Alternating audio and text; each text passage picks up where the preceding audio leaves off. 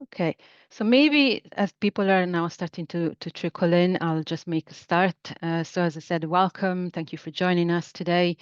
That's great. It's great to see that there is so much interest in this topic of transforming engineering education.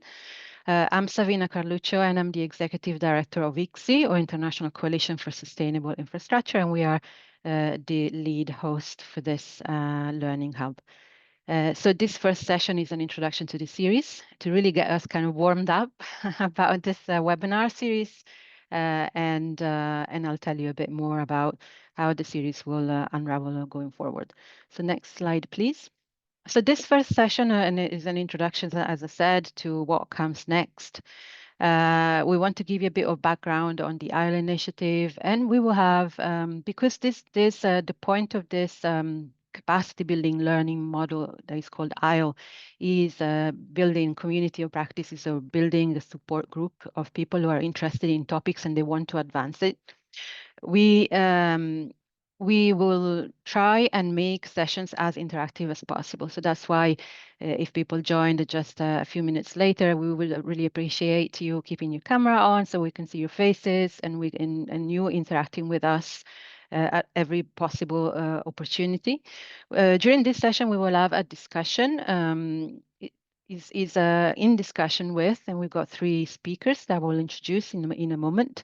And this is meant to be not like a panel, but it's really an interactive discussion. We will have opportunity for you to ask questions, interact with the speakers, and then we will break out in different groups, depending on how many participants will join, whether it's going to be one or two breakout rooms, where we will discuss expectations from the series, what you think is important about transforming engineering education, what the challenges are, opportunities, etc. But this session is to really get us started on this because then the next webinars will be on specific topics.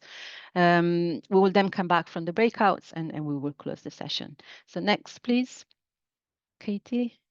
So that's me again, Savina Carluccio. Next, please.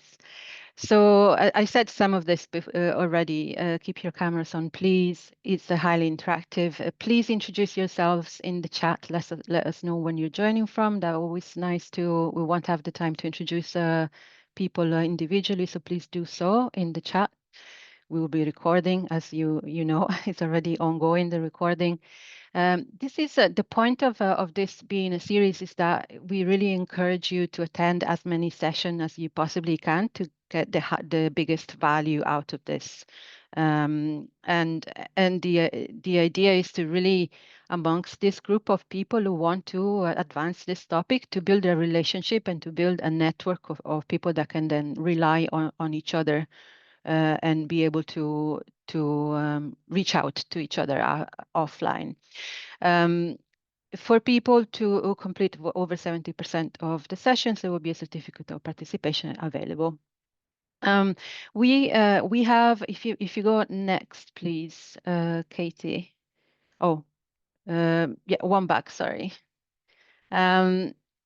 Something I wanted to say is that we do want to get something that a bit more tangible out of this series of webinars. And so at the end of it, we want to have an output, which will collate all the learning, all the different technical presentations and case studies. So we'll try and condense it into some best practice examples of how to transform engineering education. And this is hopefully something that you can also take and, as something that is valuable to participants as well as being able to share it with others that were not able to attend this learning hub.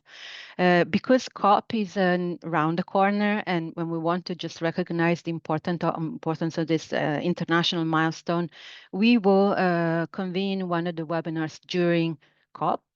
And we will try and make it relevant to the COP discussion, to climate, and etc. And so just to try and have that conversation relevant to the discussions that are being held at COP. And because we will have a presence at COP, we will also have an opportunity to promote and advertise this initiative and what we're doing with this group at COP.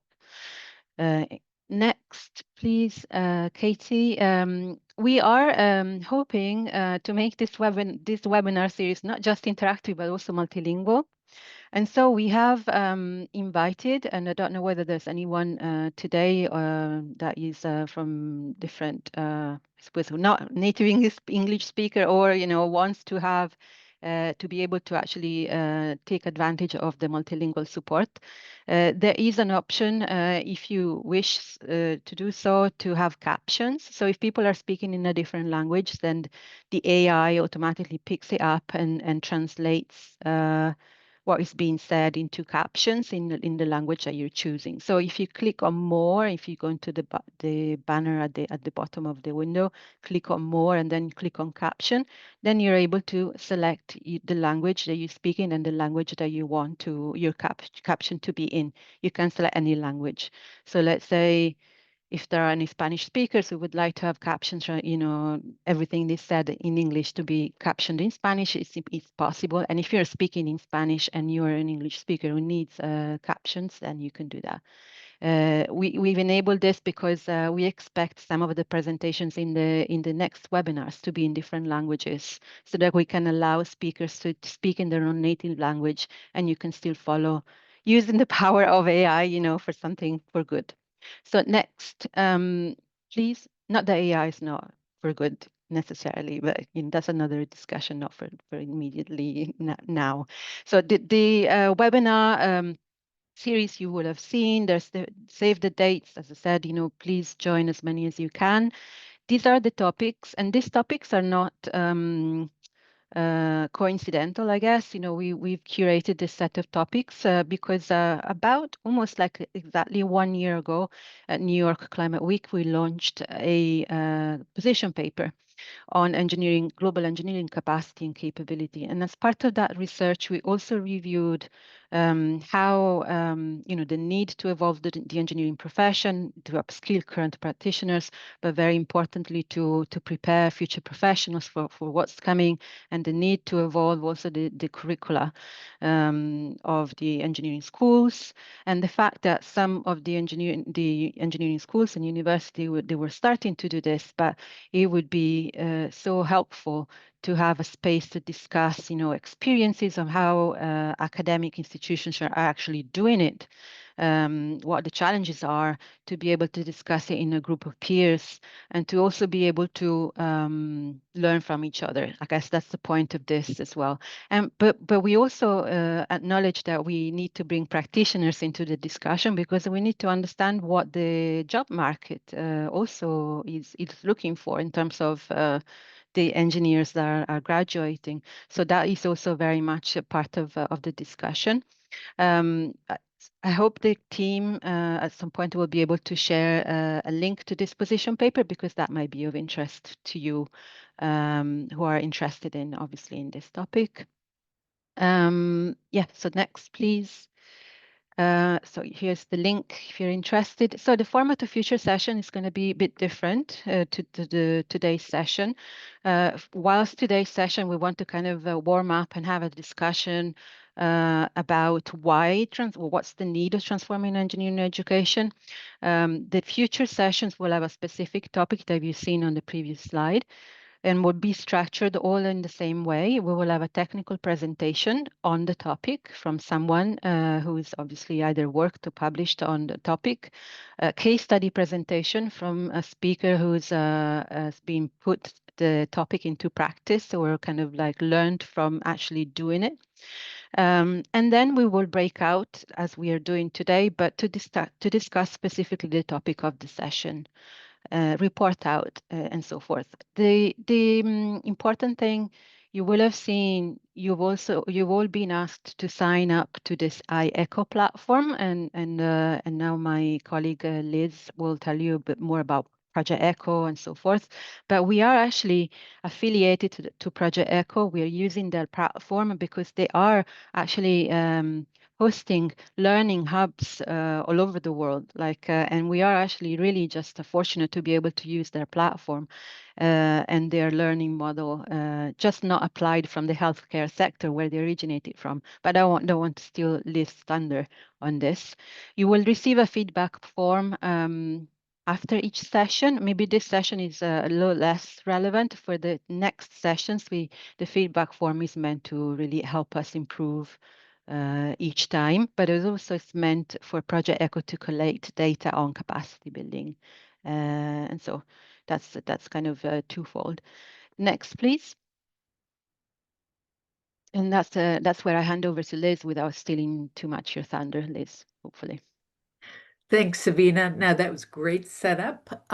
Delighted to be here. And just to give a little background and what this ISLE hub, learning hub is, which is part of the ECHO network, several years ago, working in particular with the UN Environment Program, which you'll be hearing from, I think, in future sessions, and ICSI and other organizations, we were really focused on one. UNEP set up something called the Sustainable Infrastructure Partnership, an informal network of organizations interested in sustainable infrastructure. And one of the questions sort of plaguing this group is with all the development of tools and case studies and practices, principles, why is it that we still continue to use very traditional approaches to infrastructure when we know the case for and the tools to do otherwise? And so part of it seemed to be this capacity issue, disseminating the information or helping those who want to take this on, move forward and problem solve, et cetera. So we started looking for models and came upon Project ECHO, which Savina just mentioned, coming from the healthcare sector. And they, 20 years ago, over 20 years ago now, they were facing a similar problem. How do you help, in this case, primary care doctors help people in rural settings with specialized diseases that they may not be trained for? Do you send in Doctors Without Borders or have them send their patients to capital cities with hospitals? Instead, they developed this virtual community of practice model, which used Zoom 20 years ago. It was very impressive. They were way ahead of the rest of us, where they would, in regular time, convene a group of practitioners and link them with experts, taking on different questions different issues where they may not already know all the answers. They can share their problems with each other, how they have addressed them, but also get knowledge and feedback from the experts. This has grown to over 1,200 different Project ECHO hubs in every continent except Antarctica. They reach over 1 million participants every year. It was pre-adapted for COVID with their network of virtual communities, and we decided to try and apply the model to the sustainable infrastructure space. And so that is what we're doing. Katie, if I could get the next slide.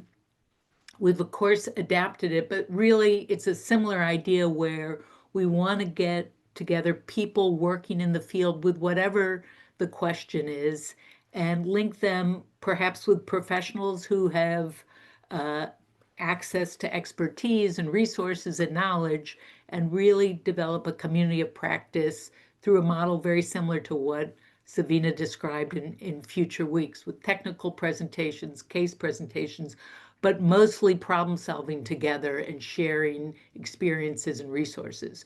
We've started a hub, for example, with some universities, run by some universities in Turkey, helping communities rebuild after the earthquake a couple years ago, where they can bring in expertise, but help these planners figure out how are they going to rebuild communities sustainably. We have another example is a hub we're doing right now with ASCE, the American Society for Civil Engineers, bringing together folks working on nature-based infrastructure and sharing different protocols with the hope of eventually developing a design manual for this. And that brings us to this hub, and Savina's already, each one of these hubs is a little different, but really the key point is we're bringing folks together, a community of practice at different levels, from practitioners to experts, sharing experience. The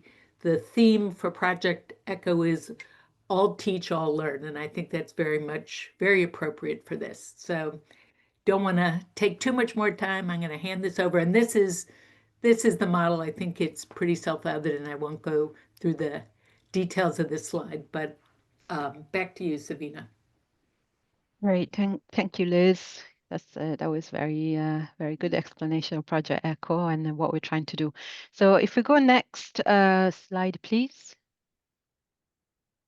So I know you've all introduced yourselves in the room, but just to kind of get used to Menti, I'm sure everyone knows about Menti, but we have a couple of Menti questions to just, again, get a little bit of interaction already and not wait for too long before you can, do something, you've been asked to do something. So Menti, you go to menti.com, you need to enter that code or scan the QR code.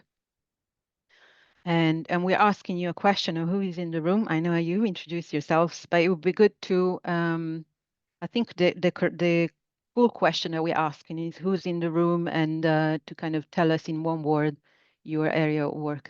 Is that correct, team?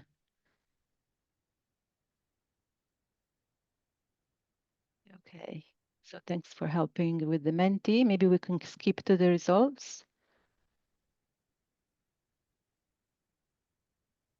Or maybe the person who's sharing doesn't have the results, I guess. Oh, yeah, okay, great. Thank you. Yeah, area of expertise, not your area of work. Okay, so that's good to see. So bridge engineers, civil engineers, policy, engineering nature, biologist, it's good. MBS, so we just see it's a nature expertise, which is great to see alongside civil engineering. Engineering cheerleader, okay. That's a good expertise to have. Port resilience, offshore wind, frameworks and metrics. Okay, education is coming on. Like I was actually saying, are there any academics? Just so engineering education or education is coming up as there's a few of you.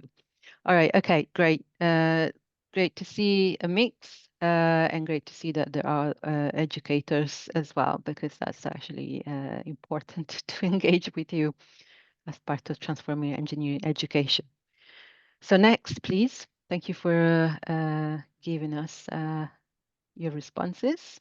Now moving to the next segment where we are hearing from our three speakers. So allow me to just introduce you to Sarah Oliver.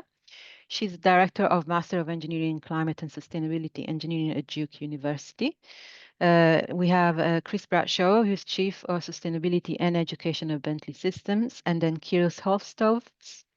He is actually representing the World Federation of Engineering Organization, WFEO, Young Engineers, Future Leaders Working Group on Climate Action, but he also has a day job as civil and structural engineer at AECOM. This discussion is around the topic that is why do we need to transform engineering education? But, the question further to get this discussion started is how is the engineering profession changing, which triggers the need for transforming the engineering education. So I'll hand it over to, I don't know who wants to go first and maybe just start sharing the thoughts on this. How is the engineering profession changing? Sure, I can go, Savina. Yeah, okay, great. Thank you. Just a little context and more introduction on myself. So I am at Bentley Systems currently. I've spent 40 years in what I would call the built world space. I spent my first 5 years as an engineer doing hands-on engineering in space systems, and then spent the last sort of 35 years doing technology software for Autodesk, Bentley, and a couple of other companies, serving engineering services companies, construction companies, manufacturing companies, et cetera. And I think my comments in the context in which I think this is such an important topic to discuss, really comes from listening to engineering and construction services companies over the last 35 years, especially the last 20 years, where we're in a situation where we have both a capacity and a capability challenge with respect to engineers in the workplace. If I break that down a little bit, the capacity problem is frankly a quantitative one. There's just not enough engineers to fill all of the jobs that need to be filled currently. And I think that's true across many engineering disciplines. It is especially true and acutely true in the infrastructure-oriented disciplines: civil engineering, structural engineering, hydrology, hydraulics, geotechnical, et cetera. But broadly true. And I think part of this is sort of macro kinds of things like baby boomer retirements and population growth things. I think the other part of it is a lot of the last 20, 30 years, a lot of engineers gravitated towards, electrical with the PCs and then the internet and then to web services and then now to AI and so on. So, we're competing, so to speak, in the civil engineering disciplines and the others that are more directly related to the built environment against some areas where people see it being sort of very lucrative for their careers and whatnot.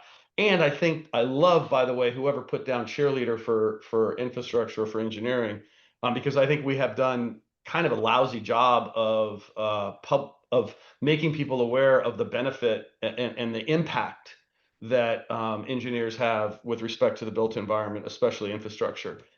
Without infrastructure engineering, 8 billion people cannot live on this planet, right? Much less the next 2 billion that are going to come in the next 25 years. So there is a huge, it's very important work, not just, and I think we as an industry in the infrastructure space haven't done a great job of letting people know that they can make an impact on the world, a positive impact, and create a better world by being in this area. On the capability side, really quickly, I think this is kind of twofold, and I've seen it for, and this hasn't really changed in the last 20 years, maybe longer. But so two factors I see here. One is universities and other institutions that are creating engineers or creating people who work in the space, right, focus a lot on the theory, a lot on the foundation knowledge necessary to understand engineering and how physics works and chemistry and gravity and yada, yada, yada. All important, super important. The big complaint, of course, from the industry side is those people come to the market as a freshly minted engineers with no hands-on experience, no understanding of the tools that are being used today to do practical things like design a road or build a bridge or what have you. So that sort of that practical versus theoretical is a challenge. The second one in the capability category is just how fast technology is advancing, right? Even if you did have all the hands-on stuff 20 years ago and you understood it, look at what's happened in the last 20 years. Material science has gone crazy. We have drones now that can do capture in hours rather than in the past it would have taken days, weeks. Certainly information technology has advanced. We can model things now in the cloud. We have tremendous compute power. So it's very hard to keep up is the bottom line. Even if you are sort of on the cutting edge today, you won't be tomorrow if you don't have a mechanism for staying current on the things that are relevant in your area. And I think so that's the second piece. So capacity problem, not enough. We haven't made it sexy enough. A capability problem, a lot of theory in engineering, not enough hands-on. And then how do we keep up? How do we help people stay current in the areas where they need to? Awesome. And back to Chris. you, Sabine. Thank you. Oh, sorry. I was just going to jump in and say, Carol, you looked like you were going to, related to some of the stuff that Chris said. So having gone through, I think sooner than me with my gray hair, going through being a student and being earlier in your career, can you give your perspective as well? I'd love to hear about you. Of course. Thank you. Thank you, Sarah. So the bit that I want to respond to was the fact that engineers have been shaping the world around us, and infrastructure that engineers build make well, modern life possible and make comfortable life, quality of life possible. So, and to answer the fundamental question of how engineering profession is changing, or in my opinion, has to change, and our real approach is very fundamental because, of course, all of us are aware of some of the big changes happening in terms of digital, in terms of the skills that engineers need to gain very rapidly. But very fundamentally, I think engineers have been responding to challenges for millennia and adapting to global challenges and really global challenges for at least decades. However, what is changing is that engineers need to embrace their influence in the world and actually not just adapt to global challenges, but actually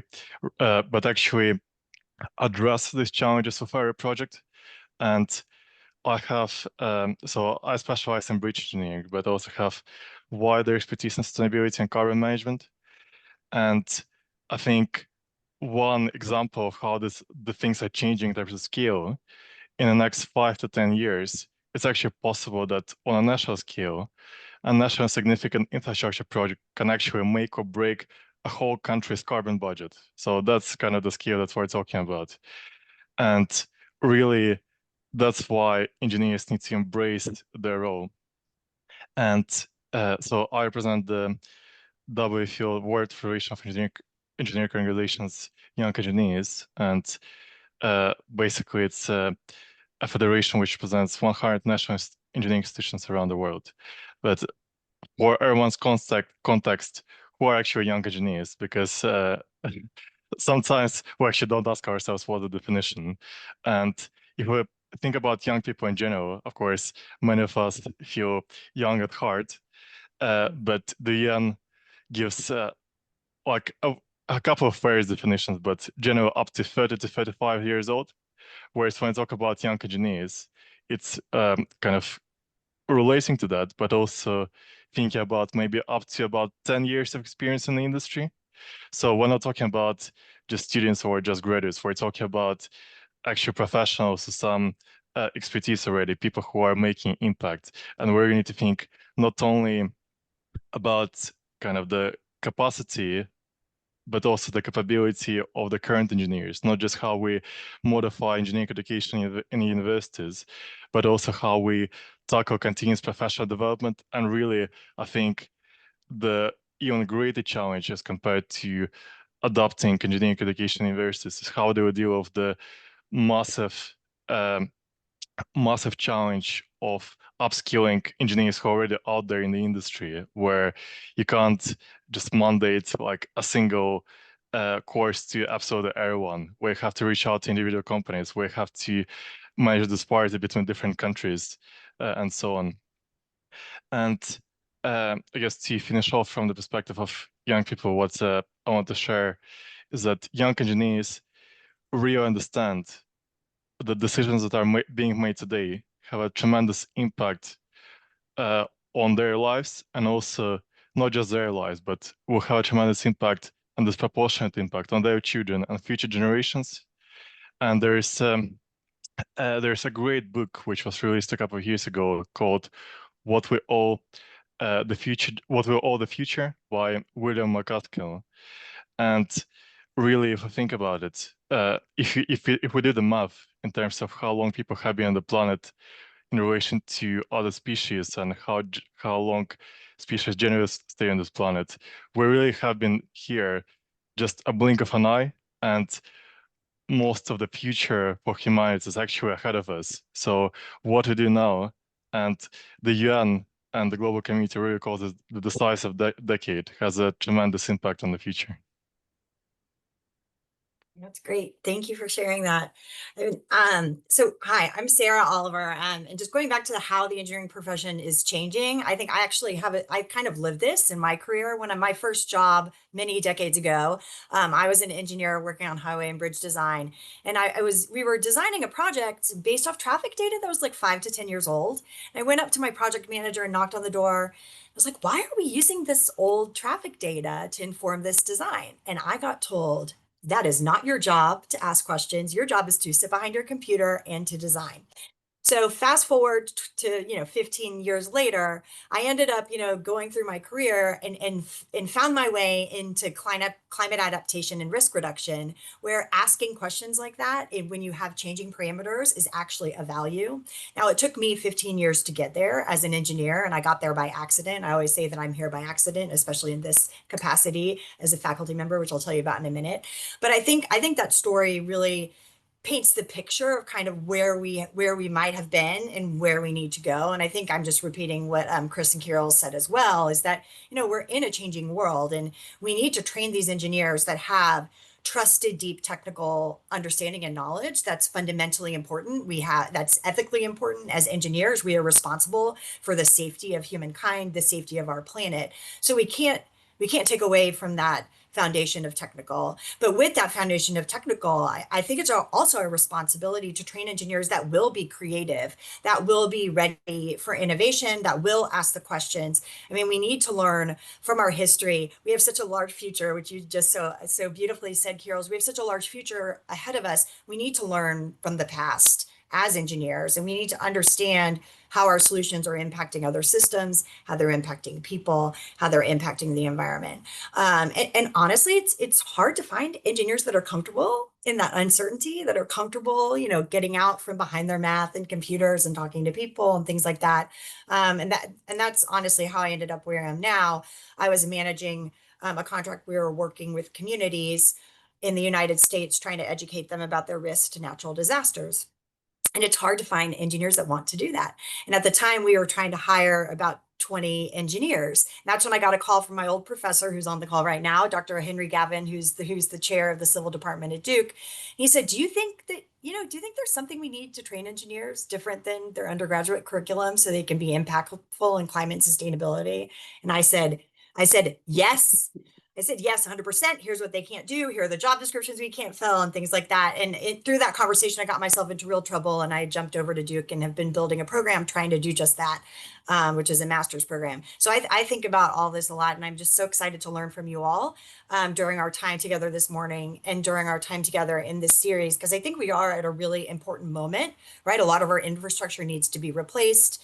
We're at this turning point with regards to climate, where we really we're going to keep feeling in an accelerated way the impacts. And so how do we find and how do we train people to do this in a way that's finding the co-benefits and doing it in a way so that us and our children and our generations going forward can continue to thrive. So just really excited to join, to everyone to join. I didn't mean to age. I meant like long ago. Sorry, Henry. I'm looking at the chat. So as we continue this conversation, since they're making fun of me in the chat, why don't you please put any comments or questions in the chat, and we'll bring them into the conversation. So how, I guess I'll turn this question to Chris and Kirill's. How do you think we're doing training engineers right now? Like, how do you think that what we're doing in our academic preparation, how do you think that matches up to industry needs? And if there are any opportunities or places where we can bring those together, can you share a little bit of that from your perspective? Sure. Carol, do you want to go first? Or you want me to go first? Go ahead. I'll go after you. All right. I would say in short, Sarah, I think I see green shoots. So I see places where there are programs, there are people who are trying to put together the pieces, and so there's and success is coming from some of those green shoots. What I haven't seen is anybody who has the silver bullet or the magic, thing to wave a magic wand and change all of this. I think there's a lot of inertia to be overcome. There's a lot of change necessary. Some of it may be generational, in fact.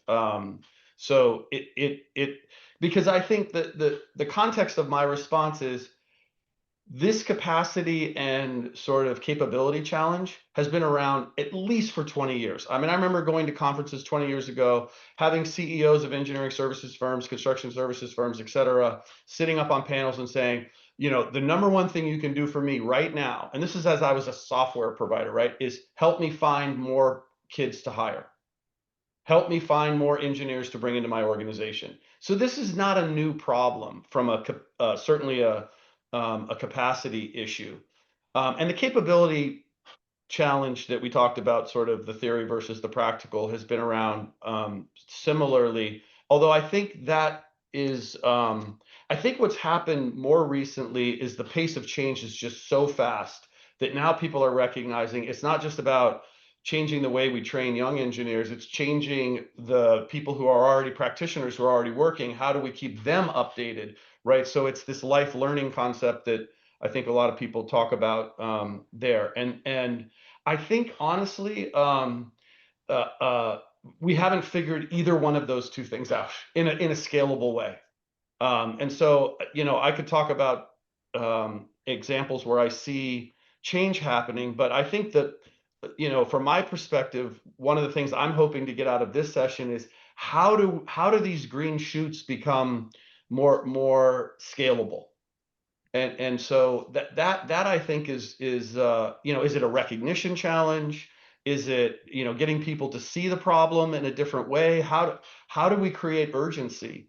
You know, and I think you know, infrastructure is coming more into sort of the news, so to speak, because of climate change, right? And when we have infrastructure failure at a large scale, we see the cost to the economy and to livelihood and to life, frankly. And so maybe that's going to help people understand how important it is. But the reality is we've had disasters for a long, long time, right? And so, you know, is that going to be? I don't think that's a silver bullet either. At some point, you would hope that people would, like, finally the light bulb seems to go off. I've been waiting for the light bulb to go off for a long time. I don't think the light bulb's going to go off. I guess is I think it's going to be through actions like this that we make change. Like, it has to be driven. It's not just going to happen. I just don't see it. All right. So is there a silver bullet, Kirils? I don't know. And I mean, I do this. Thanks for sharing that, because I think it's great too. Because when you talk about these green shoots, maybe we can learn about each other's green shoots and come together to build something that's stronger, which I think is the point of this group and this gathering. So thanks for that framing. Kirils, is there a silver bullet? What's your thoughts on this question?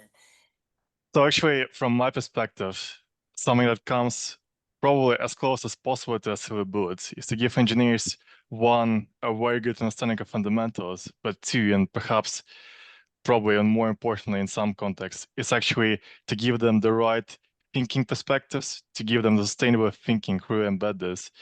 And the second aspect of this is actually not just continuous professional development, but continuous engagement.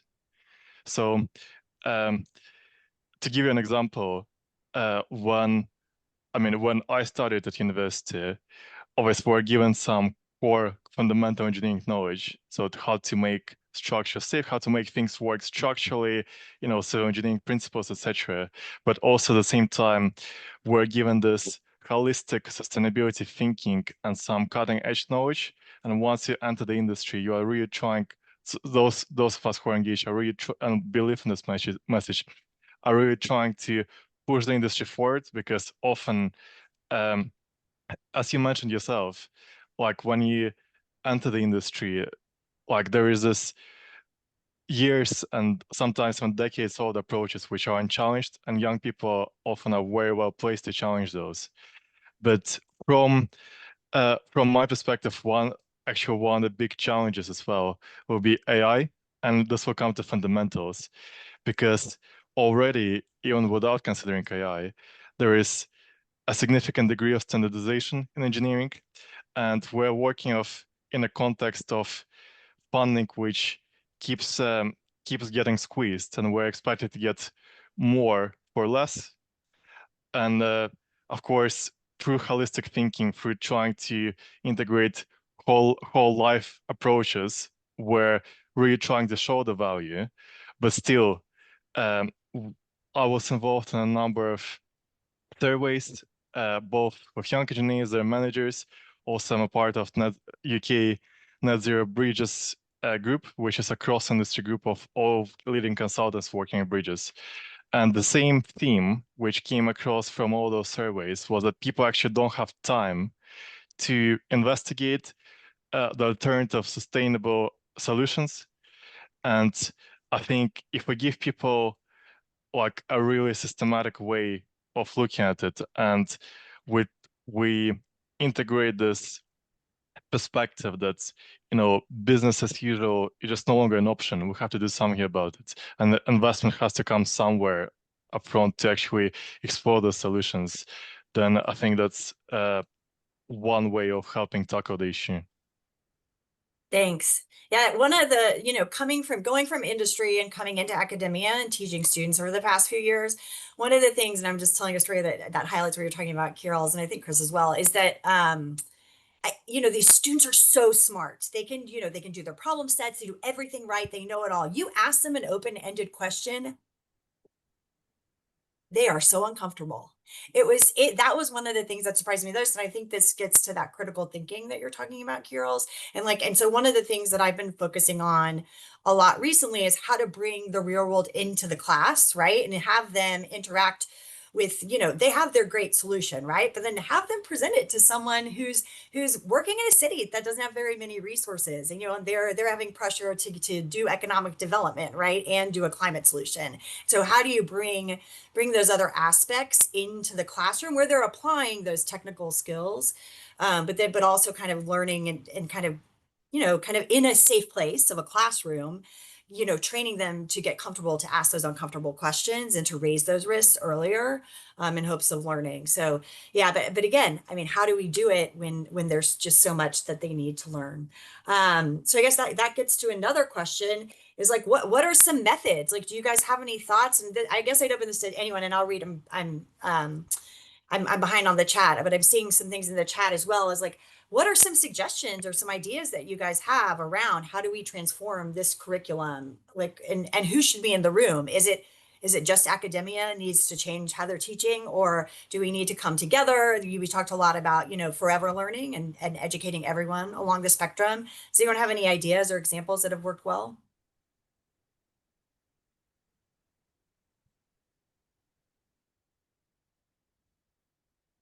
Oh, Kate, yes, please. Hi, I'm Kate Newman from WWF. We've been supporting educational opportunities on linear infrastructure safeguards in Asia for the past few years before USAID disappeared from the planet. United States Agency for International Development. And one of the things we found in supporting engineering education, that it's not just the engineering schools, it's the biodiversity departments. And so in Mongolia, it was really interesting how enthusiastic the biodiversity department, the Department of Biology, was interested in introducing students to one of the biggest threats to biodiversity, which is infrastructure development, A, and B, what are the safeguards and requirements that the engineering side needs to follow in order to sustain the biodiversity and reduce the threats or minimize or avoid them. Because you need both sides of the picture. You need the engineers to be able to turn to people who understand the problem on the biodiversity side, to be able to come over and help them if they're not going to become trained in biodiversity as much as they should be. So the engineering school on the other side was really interested in bringing these principles into their master's level, in Nepal in this case, because they had never had any direct training on it. And so the age-old thing that we keep hearing is the 4 years that the engineers need to be able to save human lives with their designs can't add any more stuff in it. There's just no more time. So perhaps that's not necessarily true. That's, I think, what we're talking about here, how to integrate it.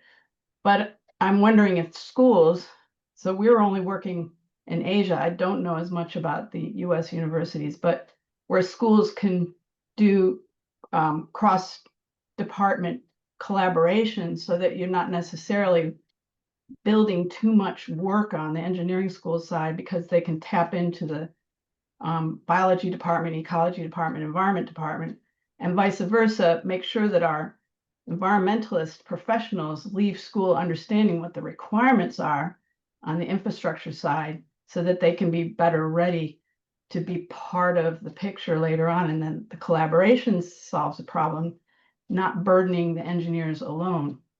Is that something that you're talking about in the US university community?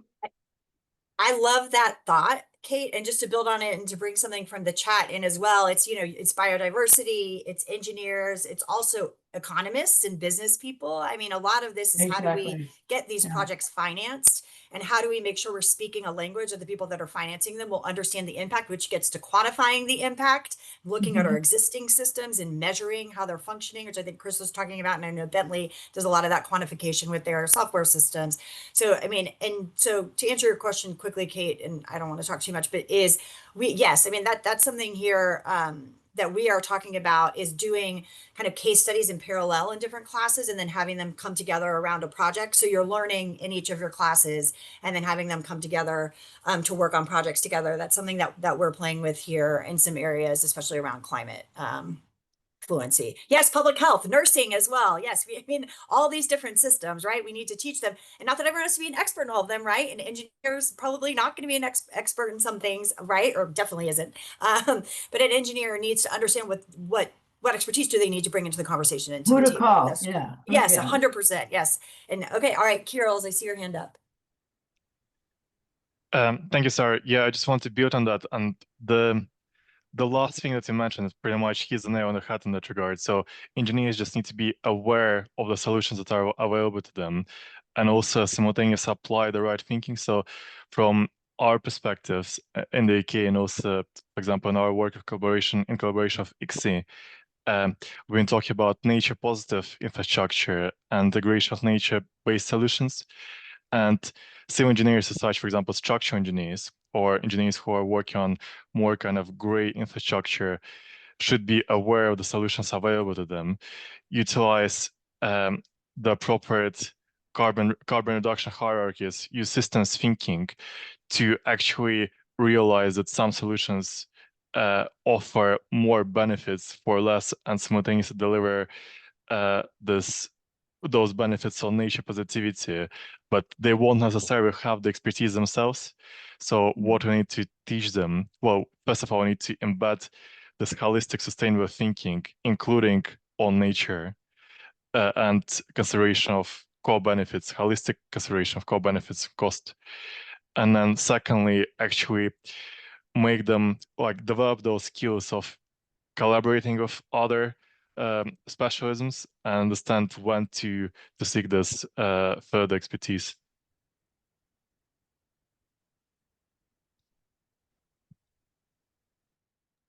This is great, Kirill. Thank you. And I also want to raise up what Christy said, is knowing when during project delivery to bring in those different pieces of expertise. That's so important. I actually used to tell my team that you don't bake a cake, put it in the oven, pull it out, and then crack an egg on top, right? That doesn't taste very good. You need to make sure that you're building in the expertise at the appropriate time during a project.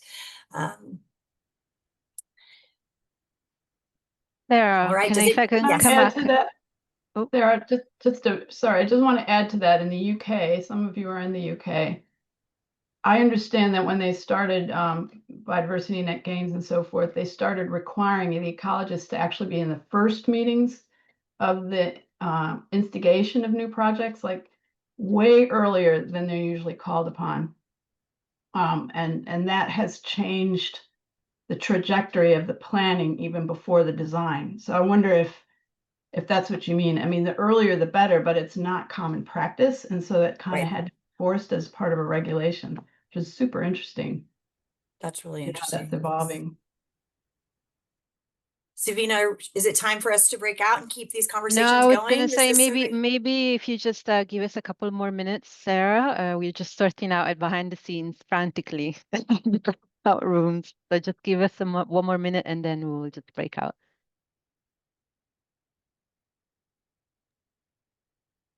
Liz has her anyone hand up, else? but I think, Liz, you're on mute. No, not Yeah, Liz. anymore. Oh. Well, just sort of picking up on some earlier comments and then Kate's last comment.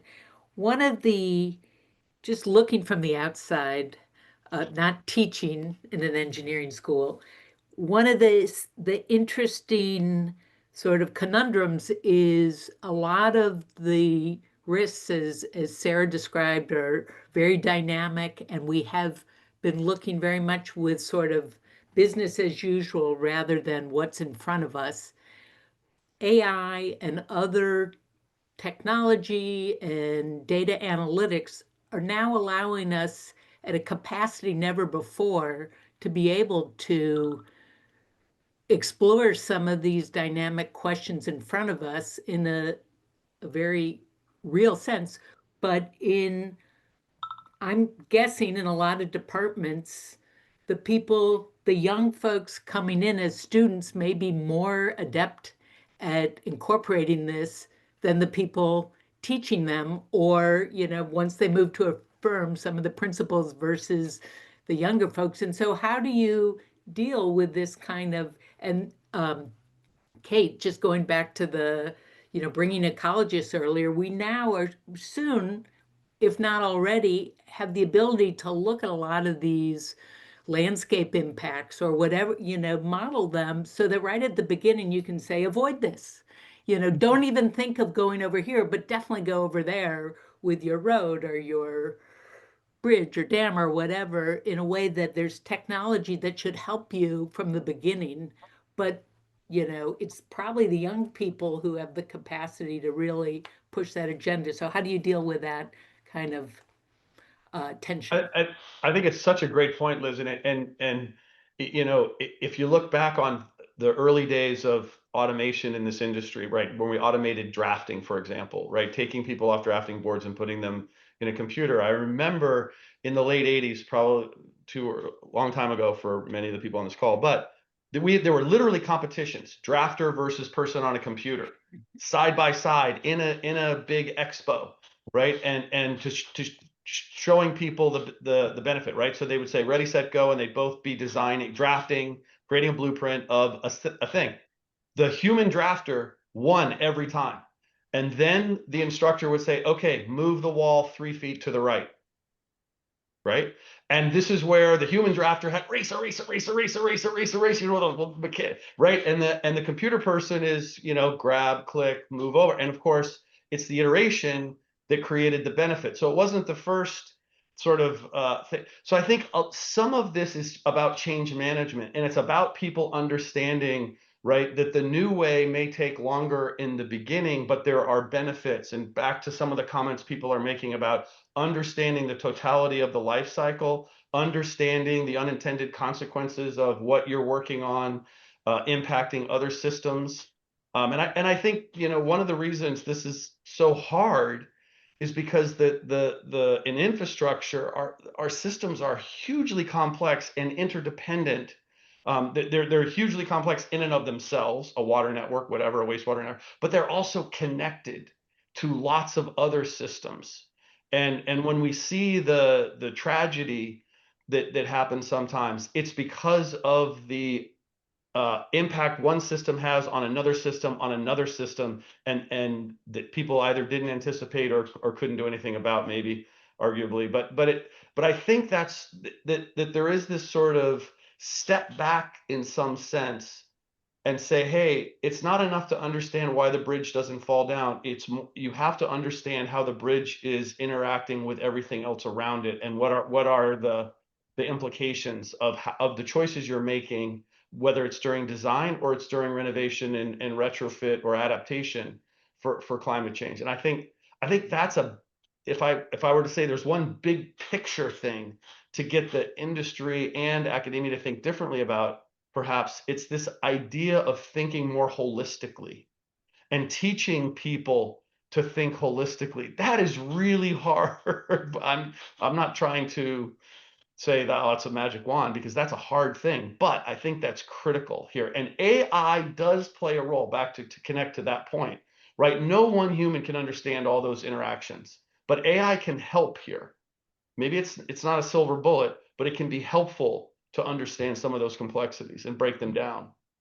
And to raise up, just to build on that too, and then you have to communicate it. Then the engineer needs to communicate it, right? To add it, Daniel put this in the chat, so I'm copying, raising that up. But I also think too, because you're designing a system, right? You're designing a flood protection system, but for what kind of flood? If it's not designed for a rain event, and a rain event comes and it fails, maybe the design didn't fail, but it wasn't designed for a rain event. It was designed for a coastal event. So I think that's the piece too, is you know, as engineers, it's all the holistic, and then it's also communicating it. So anyways, Sarah, I'll jump in now because we're ready to go. And I wanted to give the opportunity to people who have not actually spoken so far to actually come into the breakout discussions, to actually talk more about the same topic that we've been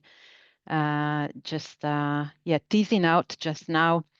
Just to remind you that one of the topics of one of the future sessions is about transdisciplinary and kind of system thinking, holistic thinking. So that's going to be an interesting one on how it is actually taught and maybe put in practice, as you say, Christy. I mean, it's also putting it in practice, which is super, super difficult. Okay, so breakout group discussions, challenges and opportunities of transforming engineering educations. What topics do you think should be prioritized? Going back to, how many, obviously you cannot learn about everything. Maybe you already know that there are some topics that need to take priority. We've been talking about nature and biodiversity, probably climate, but what other topics? System thinking. So there's a list of topics that's been more commonly talked about, but what do you think should be the priority, if priority is to be given? And then thinking about what we want to get at the end of this webinar series, what will be most useful to actually capture in a guidance or guidelines or a document that then kind of documents, collates all the discussion and the learning, and useful for the people participating, but also useful for others. So we're going now to go into two separate breakout groups. Will be sent. I think you'll see a notification. Just please accept to be sent to a breakout group. So thank you for rejoining us. Thanks for your time and input in the breakouts. We will take a few minutes. I know we're a little over time, probably. I don't know how long the meeting was going to be. Maybe 10 more minutes left, 9 more minutes. We'll take a very quick report outs from the two breakouts, and I'd like to invite my colleague Katie, if you're the one reporting out. Yes, certainly. I took a quick screen grab as we were leaving, so I can quickly share this on screen to help myself and Kirill's quickly summarize. So I'll just share that, and then I can keep sharing my screen if we need slides as well. So we talked, if you can see that, we talked a bit about culture change and transforming mindsets across both of the questions. So specifically, this was from James, from his experience working in an organization where everyone is used to working in a certain way. There is a big emphasis on new work and big projects, and maybe not enough on operations and maintenance, but also talking about how we transform mindsets and cultures to work in a different way. Those were 2 points that really sort of stood out for me, and I know, Kirill, you were going to come in with a few other summaries. So for the first question, yeah, very much culture change in terms of the challenges, and it was mentioned that students can be very highly engaged in sustainability, whereas kind of the peers from the academic side or from the industry side who are already used to certain approaches, or even if, say, another challenge is if the client is already happy with the current approach, why change it? So that can be a barrier. But at the same time, if students are highly engaged as well, that presents an opportunity. For the second question, so we've discussed kind of all the same thinking approaches which were brought up earlier in our workshop. So holistic thinking, systems thinking, understanding value, etc., and also cultural change.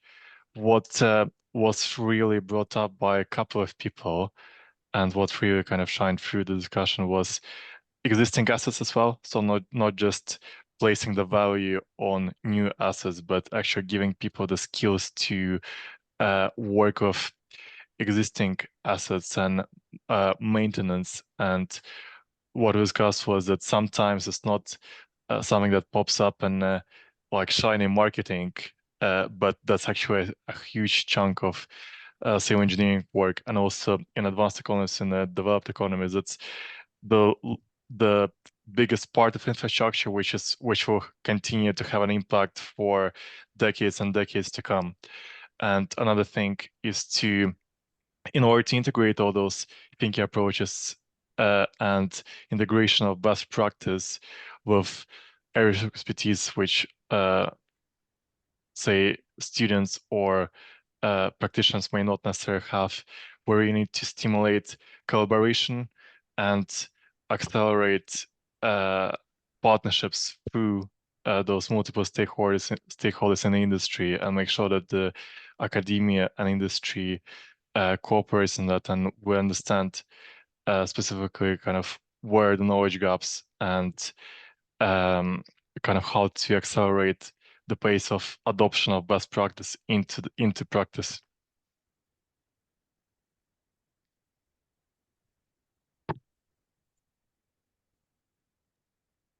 Great, thank you, Kirill. And if that's okay, we're just moving on to the next group. And Frugina, quickly on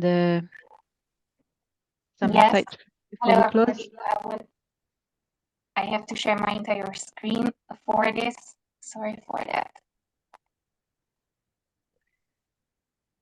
I think you can see now my screen with the PDF that I took from the whiteboard. So we had a very interesting discussion. We had some participants with background in ecology and diverse engineering backgrounds, and we talked quite a lot about cross. Frugina, you're not sharing your PDF. You're sharing me. Sorry for that. Do you see now the PDF? Yes, that's much Yes. better. Yeah, sorry for that. So yeah, we talked a lot about the need for cross-disciplinary education in engineering and how to combine ecological knowledge into the curriculum of engineers, and how to design for the needs of the wildlife. So more than human needs. This is something that was a very interesting note from one of our participants. And also we talked about the need to include more social sciences background into engineering education, and understanding the context of where engineers are designing certain infrastructure systems, and also helping the just transition. So if Sabina or Sarah has something to add, please, you can jump in.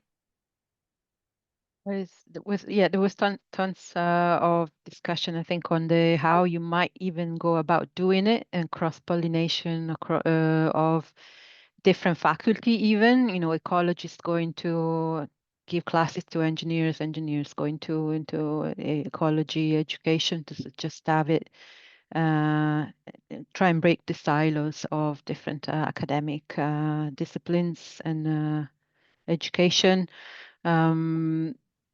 There was the last point that stuck with me that you made, Dan, is the learning also from engineers are known as problem solvers, but actually entrepreneurs are also quite good at solving problems, and so there is probably something that we could learn as engineers from entrepreneurs, and maybe entrepreneurs from engineers, who knows. But okay, so I think we're really fast approaching the end of this session. I'd really like to thank our speakers for just sharing their insights. Thank Sarah for the moderation, and Kirill for the moderation and the breakouts. My team and the Duke University team for supporting, and well, it's you for attending and for being so participative, and for keeping your camera on all along. This is not something that happens very often in these sessions. So I think I'm taking this as a good sign that the topic is interesting, you're engaged, and you want to stay engaged in future sessions. So I'm really warmly encouraging you to come back. Next sessions I shared at the start, and hopefully you will have a list of topics.